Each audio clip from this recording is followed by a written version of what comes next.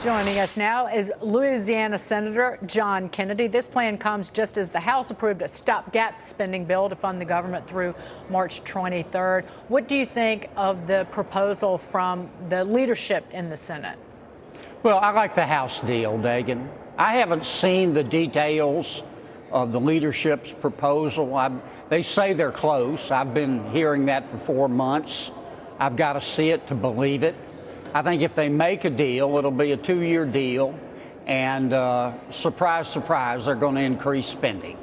Well, I've just got to see how much and where they're going to spend the money and how much it's going to add to the deficit, and you can put me down as doubtful. I'm not saying I'm not going to vote for it, but every time there's a budget deal, it always includes bigger numbers, not smaller numbers. And while you and I are talking today, since we've been talking, we've already borrowed $1 million.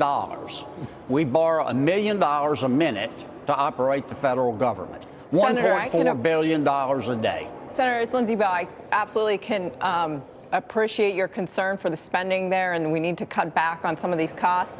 But isn't a 2-year deal better than another CR that just takes us out another 6 weeks? By the time we get to March, the fiscal year only has 6 more months left. Well, the problem with the CR, or continuing resolution, Dagan, is that there's no certainty, and it does hurt our military because they can't plan. And I do support more spending for military. Every senator, Republican and Democrat, has seen the classified information. They can't talk about it, but they know we need more spending for the military.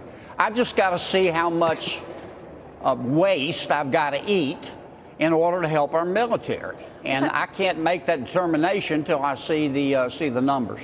Senator, this is Leah Gabriel. Nice to see you.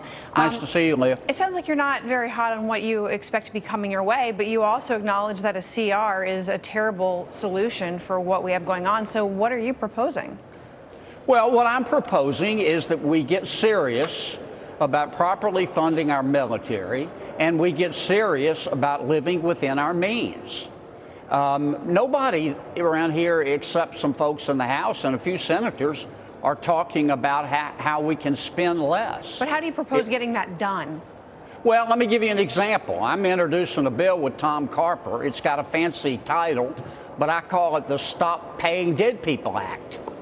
The federal government is paying, I think, between $10 and $20 billion a year to dead people, and they're cashing the checks.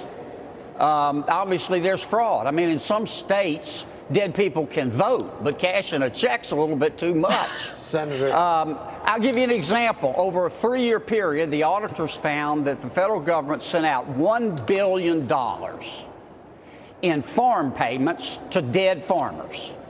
There was another case over a 5-year period. The federal government paid $600 million in federal pension checks to dead retirees, and the checks are being cashed. And you know what's being done about it? Nothing. Zero. Senator, nada. I'm going to let Robert Wolf ask you a question, but Robert, I think everybody's for getting rid of waste and fraud and paying dead people, but a few $1 billion a year is a drop in the doggone bucket in terms of what we spend just on, listen, the interest on our national debt in a year or two is going to top what we spend on the military, Robert. Yeah. Senator Kennedy, I just want to shift quickly because it seems like either via continuing resolution or a 2-year budget deal with respect to the Senate, it seems like there's not going to be a government shutdown. So I want to therefore just segue to DACA, which March 5th is a really big date for these 800,000 immigrants waiting to see really what happens to them. And just to be clear, you know I'm a supporter to protect the Dreamers. And so I'm curious where you are going into March 5th and how do you see the outcome for these individuals? Well, number one, there are a lot of meetings being held and groups of senators are talking. But what counts is 60 votes. There's several plans on the table right now. Every single one of them are held together with spit. The only way to find out where everybody stands is to vote. And what I expect Senator McConnell to do is put some sort of instrument bill on the floor and let us start debating it and amending it. I'm much less sanguine than some of my colleagues that we'll be able to get 60 votes to do something meaningful. Our Democratic friends want amnesty and, frankly, nothing else. I want to solve the problem. I don't want to be here talking about another DACA immigrant amnesty issue 5 or 10 years from now. Well, but Senator, that's one of the reasons that they're including the people who never signed up for DACA. Right. The White House is including that in that 1.8 million people who would be given a path to citizenship. So, do you oppose any path to citizenship whatsoever? You can call it amnesty. It just depends on the bill. Look, here's the problem. We've got immigration laws. About half of our public officials don't agree with them, so they don't enforce them. I give you sanctuary cities as exhibit number 1. What we need to do is agree on a set of laws and enforce the damn things like every other country does.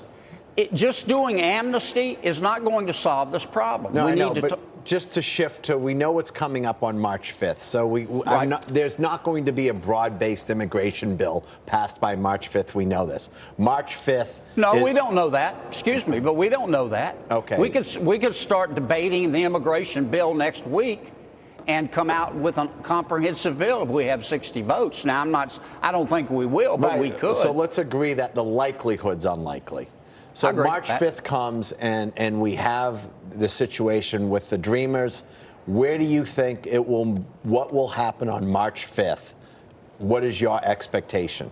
Well, if we don't do anything by March 5th, it's up to the president because he controls the enforcement of deportation. He sets deportation policy. And Senator, also I must point out with the DACA recipients, that is being held up in the courts. So there is this feeling in Washington that they can drag their feet and wait on dealing with this because the court has said that the order to end DACA, that they're basically put a stop to it, at least at least temporarily.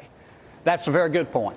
I can just tell you categorically, unequivocally, I don't want there to be any doubt about where I stand. I'm not going to vote for amnesty unless I get a full bill that solves the problem. Okay. Now, you're going to ask me what that is. I've got my own ideas. I'm not so arrogant that I think only my ideas will work.